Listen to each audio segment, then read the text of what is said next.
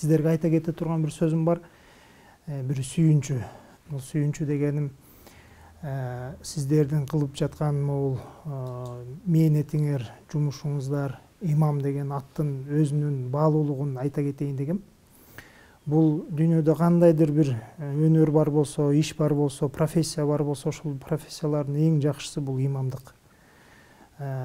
Канчалык бизди ар кандай сөздөр менен неме кылбасын, бул пайгамбарымдын жолу. Себеп дегенде пайгамбар Мухаммад саллаллаху алейхи вассалам ушул үммөттүн имамы. Ушул үммөттүн пайгамбары бул имам болгон.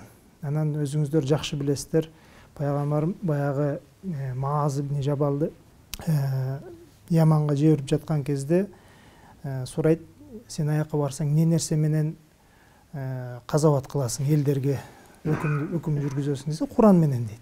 Курандан таппасаңчы сүннөт менен дейт. Сүннөттөн таппасаңчы десе, анда мен өзүмдүн иштихатым менен, баягындай акылым менен ошол нерсенин жолун табам дегенде пайгамбарым сүйүнүп кетип, колун ушул жерге немесине коюп, көкүрөгүнө коюп, Аллах Таалага ыраазычылыгын билдирип, менин Кудай Тааланын элчисине мындай топуктукту бергендиги үчүн деп туруп, Аллах Таалага хамд айтып, ыраазычылыгын билдирет.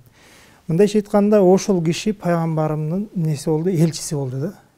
Ошол элге кетип баратат, ошол элге имам болуп атат. Ошолордун барып туруп, аларга дин тууралуу айтып берет, алардын баягы жаназасын окуйт, ошол эле имамчылыгын кылат, никесин окуйт, элге насаатын айтат, жакшы сөздөрүн айтат, жана да башка. Мындайча жөнөкөй сөз менен айтканда, ошол бир гана Мааз ибн Жабалга эле колун койгон жери жок. Ал жерде бардык үммөтүнүн кайсыл тарапка барып туруп, кайсыл жерде бир мечит болуп туруп, кайсыл жерде ошол жердин элин түз жолго салам деген адамдын бардыгына койду Аллах Тааланын элчиси. Ар бириңиздердин ошол көкүрөгүңүздөргө коюлган бул пайгамбарымдын бир колун элестетип алыңыздар. Бул жөнөкөй иш эмес, бул пайгамбарым ыраазы болгон иш. Туура көптөгөн адамдар бул нерсени дават деп жүрүшөт, жана дагы башка нерсе деп айтып жүрүшөт, бирок чындыкты чындык айтайлык. Динди ким таратат? Динди ошол эле сиздер имамдар таратасыздар. Жергиликтүү элдин ошол жердин башчысы болот. Ошол башчысы имам болот. Жана дагы айтып атпайбы пайгамбарым, эртеңки күнү кыяматка барганда ар бир коом өзүнүн имамы менен барат депчи. Туурабы? Кичинекей бир 4 адам болсо да ошол кишинин, ошол жамааттын бири башчысы болот, ошол имам болот, жоопкерчилиги болот.